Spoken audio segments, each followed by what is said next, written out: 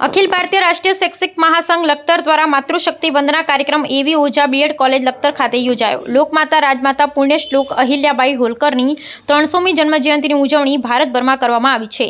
લોકમાતા અહિલ્યાબાઈએ વિષમ પરિસ્થિતિમાં પણ પતિ, પુત્ર અને પિતા સમાન સ્વસુરને ગુમાવ્યા બાદ શાસનની ધુરા સંભાળી અને સુંદર સુશાસન વ્યવસ્થા થકી રાજ્યમાં વેપાર, કલા, શિક્ષણ, વહીવટી કુશળતા, સુંદર નગર રચના તેમજ આજથી 300 વર્ષ પહેલા સ્ત્રી શિક્ષણની શરૂઆત, વિધવાઓને સન્માનપૂર્વક જીવન જીવવાનો અધિકાર આપ્યો।